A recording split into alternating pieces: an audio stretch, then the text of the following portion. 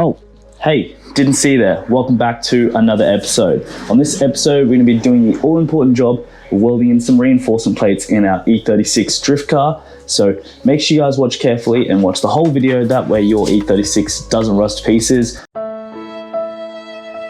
Also going to be installing some CMP engineering bushings. So if you do want to check those out, don't forget to use code JPBuilds to get a cheeky discount.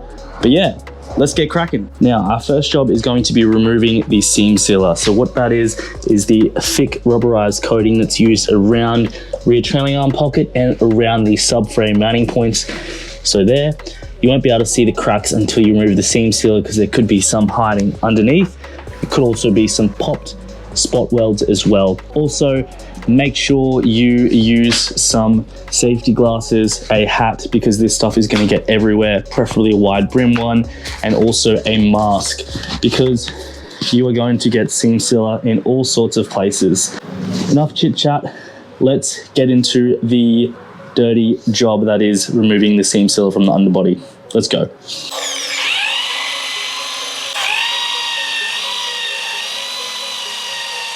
Two hours later. Now, take it from me, that was an extremely dirty job, but we are done. So you can see just up in there, we ground that down to bare metal. Here's our rear subframe mounting point. You don't have to ground off as much as an E46. You can see our plate will just go like that. And then we've sort of cleared about 10 mil or half an inch for you Americans around the plate to allow us to weld there. That mount's done. And then there's our front mounts 1 and 2. Now I'm just gonna, like I said, touch these up with the wire brush and then we'll get ready to paint some weld through primer onto these guys. All right, so through the power of movie magic, we've now primed all the places that we're gonna weld the reinforcement plates to. So the trailing arm pockets and then also up there as well.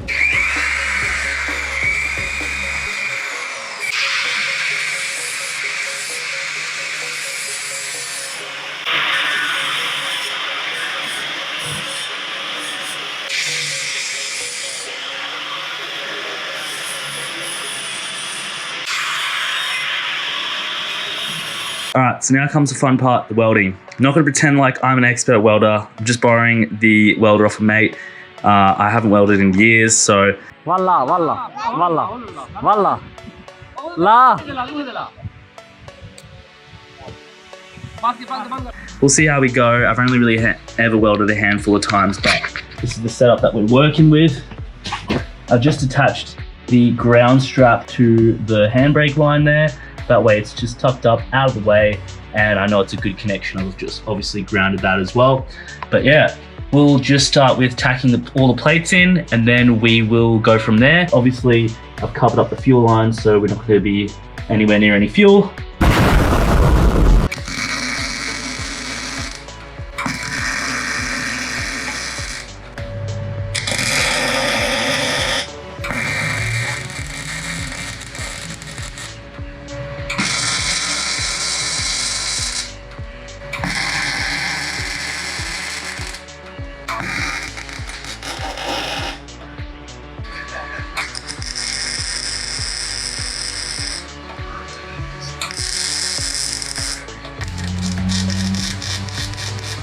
Okay, so now we're just going to do the same with the subframe. Just going to weld the reinforcement plates on. We'll tack them on first and then we'll go and weld the perimeter of all the plates. Also, reminder, if you are doing it at home, make sure you wear a long sleeve shirt, cotton shirt. I probably should have got a welding jacket because I'm getting pretty burnt.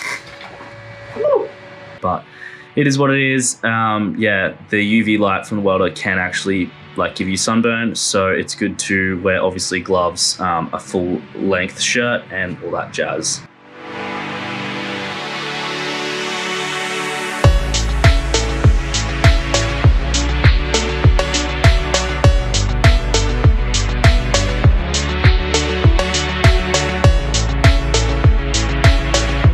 All right, so the welding and grinding is done. Sorry I didn't really film much. I was kind of just focused on getting it done. But yeah, we've just chucked a coat of primer on the plates. As you can see up there, there, and there. Look, not the prettiest welds, but they'll definitely hold. It's like only my fourth time welding, so super stoked to be able to do it myself. But yeah, if I can do it, you can do it too. So just make sure you give it a crack. So we're just going to get onto seam sealing the welds now, just so that they don't rust. So we're just going to be using this seam sealer. Doesn't really matter what color it is, it's going to get painted anyway. It's just brush on seam sealer. You can use the stuff that comes in a tube, and then you just use a caulking gun. So yeah, we'll just go over the welds, just in case there's any little pinholes, just to seal them up. Just gonna be careful around the mating surfaces of the subframe mounts and the rear trailing arm. We just don't wanna have seam sealer stopping the subframe from sitting flat on the body. Yeah, let's just smash it out.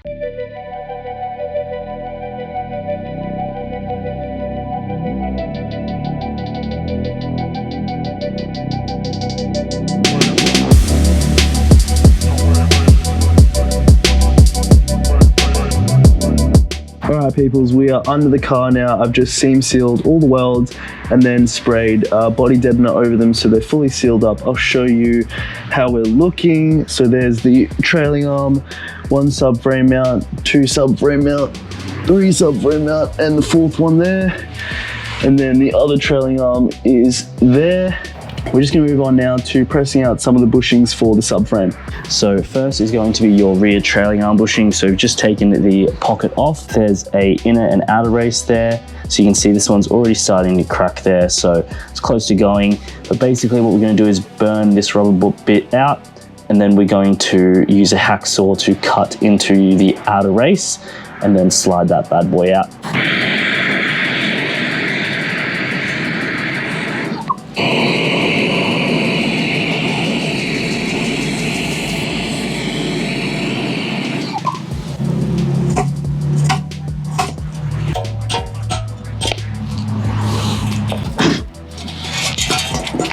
Now, if you were playing at home and you want to remove the rest of this bushing, like I said, just get a hacksaw and you cut into the rubber and the metal outer race, and then you can hit it out. Ours is pretty much almost moving as well. You can see there it's engaged, so you might even be able to just get a flathead and hit on that lip, and that should get it free. But we don't have to do that because ours are Delrin, so we're just going to swap from Delrin to the monoballs. But yeah, we just need that little bit to weld up the trailing arm pockets, so that's why we did that for. Now, the subframe bushings are pretty much going to be exactly the same. What you want to do is burn out this rubber part here. The bushing will fall out, then you'll have to clean the ball with a Scotch-Brite pad or a rag. We're not going to do that because it's super messy, and we actually have a brand new subframe, so we're not going to be using this one because it does have a bent sway bar bracket. So I'll leave that to you guys. I'm sure you guys will be able to do it, no worries. The next thing that we're going to do is press in some bushings. Unfortunately, I don't have a press, but luckily Pete does.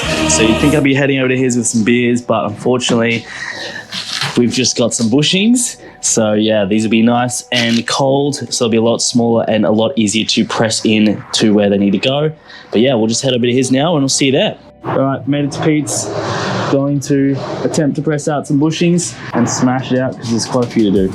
2 hours later. All right, so we finished off quite late last night getting out these bushings, but we've managed to replace the subframe bushings. We've also replaced ball joints on the rear trailing arms. Something as well off camera is I've just changed the diff bushings as well last night, and then I put the new diff cover. Make sure the oval slots are going horizontally. That'll just help with the alignment. But yeah, we've just managed to seal up the new diff hat onto the diff and put some fresh oil in as well. Now we're just going to tackle the ball joints in here and in there. I would recommend getting a similar tool to this. This is a ball joint part that I had from when I did the E36, so I believe they're the same, so this should make changing the ball joints a lot easier. But yeah, we'll just use this tool and we should be able to just smash it out.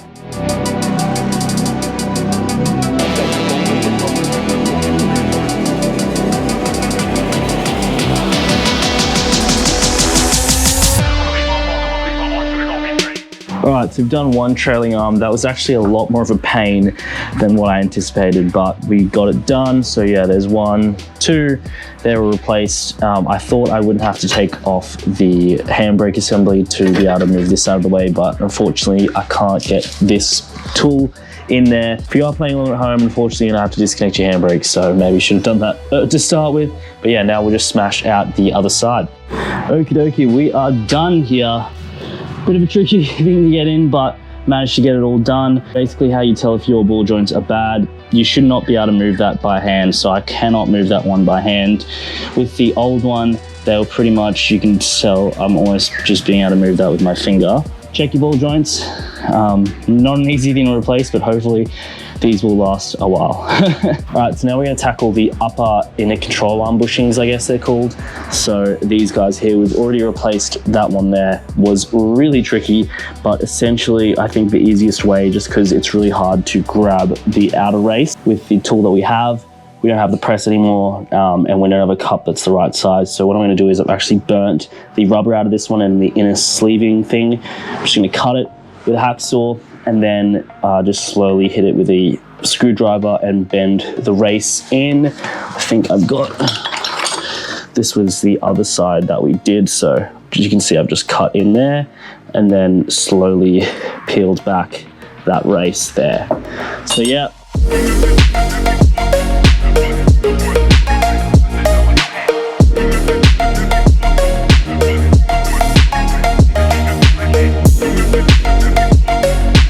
All right, we got it out.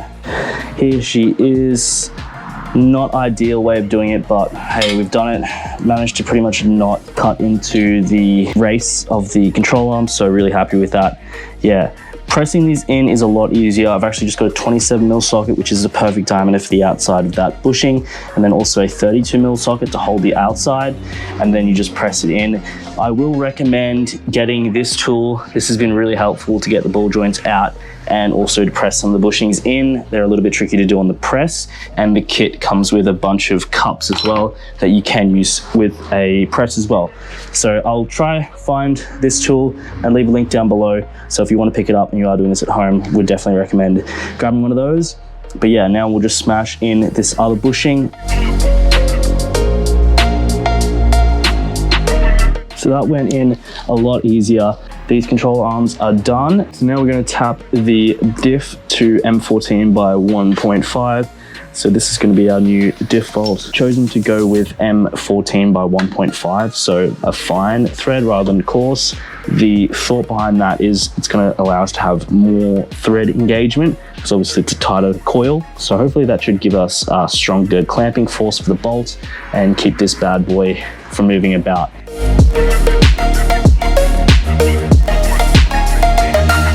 Looks like we've hit a bit of a snag. I can't give enough force on the tap to be able to engage the threads and start it off.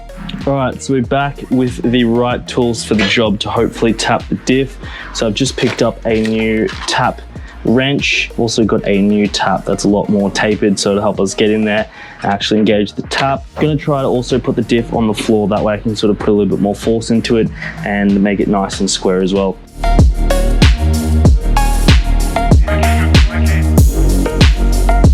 That went a lot better than expected. So there's now a tapped hole. As you can see, the screw screws in like so. But yeah, really happy. A trick I would definitely say to use is if you have a 3/8 extension for a socket that perfectly fits in like so on the end of the tap. That just allowed me to have this tap wrench above that. Obviously annoying having to buy more tools and stuff, but now we have all those tools forever.